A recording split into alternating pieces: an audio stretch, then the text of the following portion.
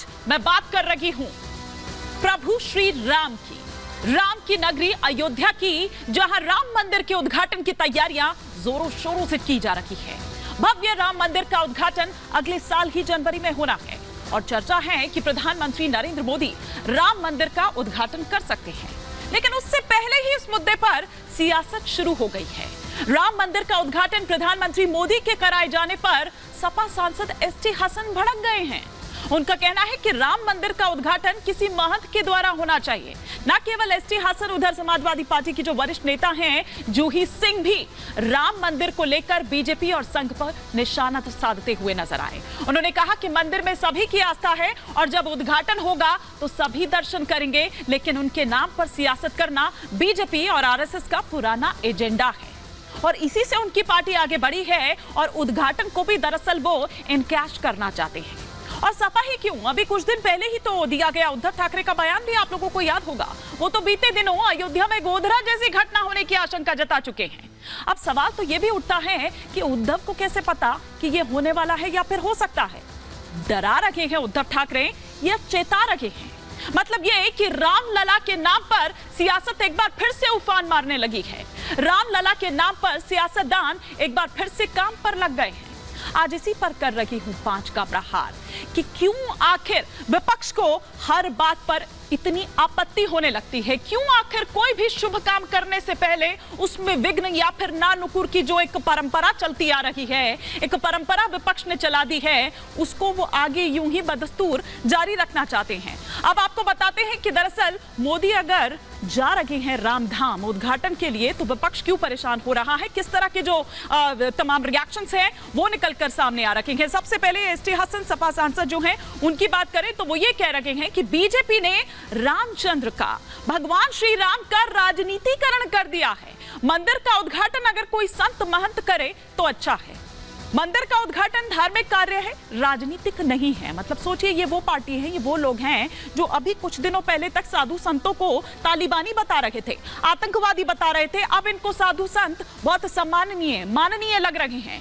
राजनीतिक पद पर बैठे व्यक्ति से उद्घाटन ना करवाएं, ये एसटी हसन द्वारा कहा गया। उधर उद्धव ठाकरे, जिनका जिक्र अभी मैंने किया था कि राम मंदिर के उद्घाटन से गोधरा जैसी घटना हो सकती है, ये उद्धव ठाकरे द्वारा कहा गया। मोदी सरकार लाखों लोगों को निमंत्रण दे सकती है। आप समझ रहे हैं कि किस तरह से जो भड़का, और ये बाला साहेब ठाकरे से बिल्कुल इतर है जो उद्धव ठाकरे कह रहे हैं प्रभु श्री राम को लेकर, उनके भक्तों को लेकर। वापसी के दौरान यात्री जो हैं वो किस तरह से गोधरा जैसी जो घटना है उसको अंजाम दे सकते हैं। अब ऐसे में कुछ सवाल खड़े हो रखे हैं, एक एक कर वो तमाम सवाल 5 का प्रहार के आपके टेलीविजन स्क्रीन पर। ये पहला सवाल कि राम मंदिर के नए सबूत पर आखिर सियासत क्यों हो रही है।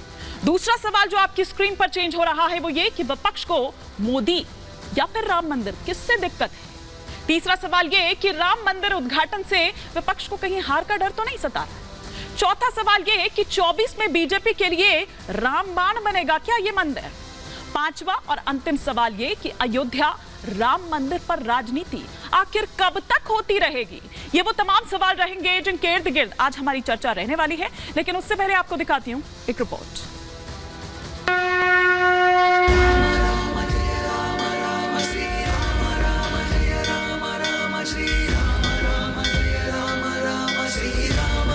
खत्म होने वाला है राम भक्तों के 500 साल का इंतजार।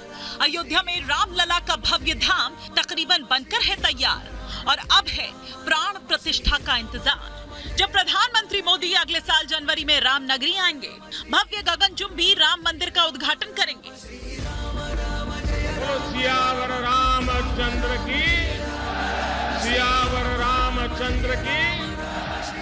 रामलला अपने धाम में विराजमान होंगे, लेकिन मंदिर के उद्घाटन से पहले ही सियासत गर्मा उठी है। समाजवादी पार्टी के सांसद एसटी हसन ने पीएम मोदी के हाथों राम मंदिर के उद्घाटन पर ही सवाल उठा दिए और आरोप भगवान राम के राजनीतिकरण का मढ़ दिया।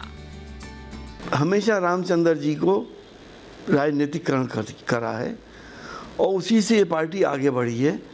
तो अब ये राम मंदिर पे भी सियासत करेंगे और उद्घाटन करने की कोशिश करेंगे। ये तो साधु संत महंत इस बात को फैसला करें कि उद्घाटन इसका कौन करेगा। राम मंदिर पर समाजवादी पार्टी के सांसद का ये बयान ऐसे वक्त में आया है जब उद्धव ठाकरे राम मंदिर के उद्घाटन होने पर गोधरा कांड जैसे हालात की बात कह चुके हैं और 24 के चुनाव से पहले विपक्षी दलों के नेता बार बार सनातन विरोधी बयान दे रहे हैं। ऐसे में बीजेपी ने विपक्षी दलों की इंडिया गठबंधन पर जबरदस्त हमला बोला और राम मंदिर से लेकर विपक्षी दलों के नेताओं के सनातन विरोधी बयान तक के लिए कांग्रेस की पूर्व अध्यक्षा सोनिया गांधी पर साजिश रचने का आरोप मढ़ दिया।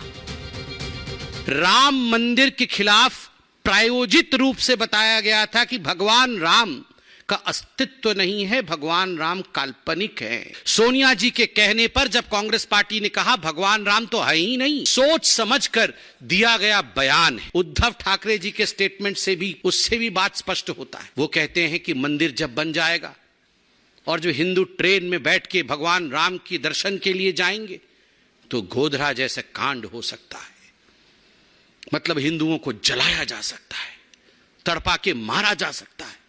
इससे घृणक वाक्य और क्या हो सकता है? तो ये जो एंटी हिंदू कोऑर्डिनेशन कमेटी की आज बैठक हो रही है वो किस लिए हो रही है?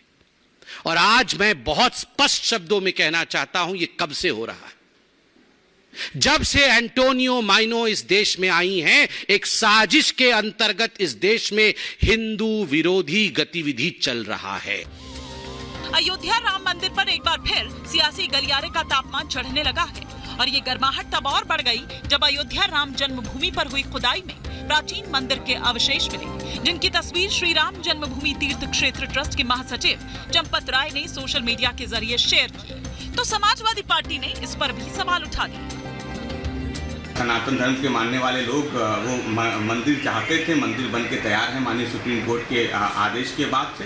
तो जिन मुद्दों पे बहस होनी चाहिए उन मुद्दों से जनता का ध्यान हटाने के लिए इस तरीके के ट्वीट किए जा रहे हैं। जिस समय ढांचा गिरा है उसी समय पुराने अवशेष थे, तब से रखे हुए हैं और जो अंदर अब खुदाई हुई है वो और मिल गए हैं। नई बात जरूर है लेकिन है सब पुराना मामला, सदियों से चला आ रहा है, उसका मंदिर की तस्वीर है ये अवशेष गवाही दे रही हैं कि कई साल पहले भी इसी जगह पर भव्य मंदिर था, लेकिन तुष्टीकरण की सियासत का नतीजा है कि कई वर्षों तक रामलला टेंट में रहे और अब भव्य मंदिर में विराजमान होने जा रहे हैं। तो मंदिर के उद्घाटन से पहले फिर सियासत शुरू हो गई है। ऐसे में सवाल ये है कि क्या राम मंदिर के उद्घाटन से विपक्ष को हार का डर सता रहा है? विपक्ष को मोदी से दिक्कत है या राम मंदिर से? और सवाल ये भी कि अयोध्या राम मंदिर पर राजनीति कब तक? Bureau report, Republic Bharat.